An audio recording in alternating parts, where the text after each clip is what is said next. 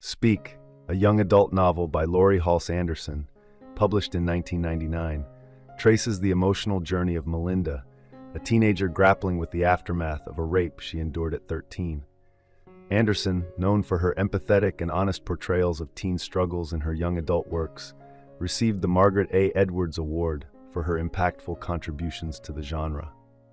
Speak, a National Book Award finalist, a Publisher's Weekly Best Book of the Year, and an Edgar Allan Poe Award finalist, has resonated deeply with readers who write to Anderson about how the novel has helped them navigate their own traumas. She actively engages with young audiences to discuss the book and includes resources for sexual assault survivors at its conclusion, underscoring her commitment to amplifying the voiceless. The novel unfolds across 4 marking periods, mirroring a school year at Merryweather High, where Melinda begins her freshman year isolated, carrying the secret of her assault by senior Andy Evans at a summer party.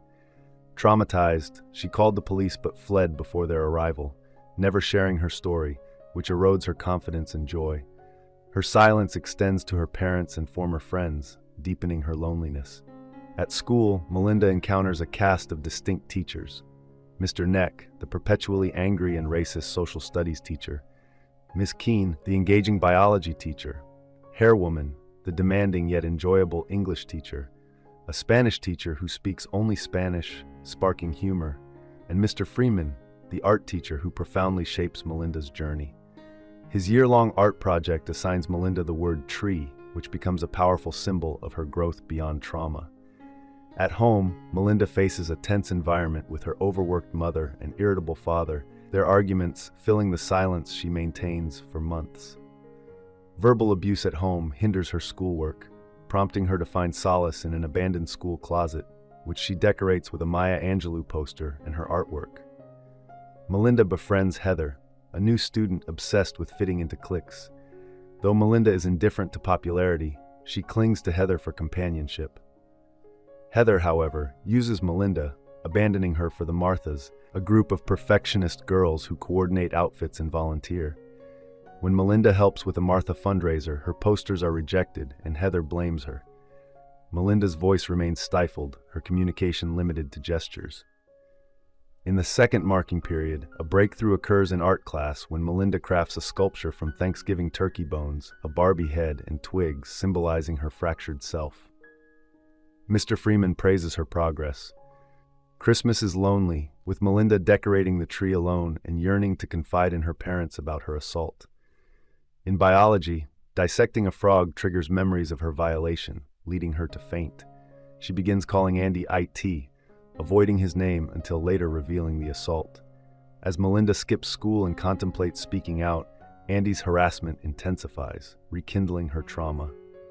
In art class, inspired by Picasso's Cubism, she creates a fragmented tree drawing, earning Mr. Freeman's advice to channel her emotions. This aligns with the novel's theme of art as a vehicle for healing and self-expression.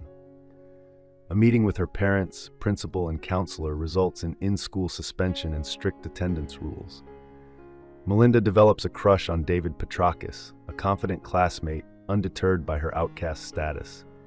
Her struggle to reclaim her identity reflects the theme of trauma's impact on personality and perception. By the third marking period, Melinda details her rape, and as spring emerges, she begins to heal, speaking sparingly and reconnecting with a former friend. When she learns Rachel, her ex-best friend, is dating Andy, Melinda resolves to warn her. In class, she defends her silence by citing suffragettes, though David challenges her, noting they fought for speech, not silence. While homesick, Melinda watches talk shows and first labels her experience rape. Her relationship with her parents softens, she speaks briefly to her father, and they share a quiet pizza afternoon. In art class, she bonds with Ivy, who shares rumors about Andy, prompting Melinda to write a warning about him in a bathroom stall. Other girls add their stories, validating her action. She confronts Heather and later warns Rachel, who initially dismisses her. At prom, Rachel sees Andy's true nature and ends their relationship. In the novel's climax, Andy attacks Melinda in her closet hideaway. She fights back, screaming and wielding broken glass, and is rescued by the lacrosse team. Completing her tree artwork, Melinda accepts its imperfections, realizing her assault wasn't her fault. Her journey, embodying the theme of rediscovering one's voice, culminates in her resolve to grow as a survivor. Thank you for watching. If you enjoy this video, leave a like and subscribe.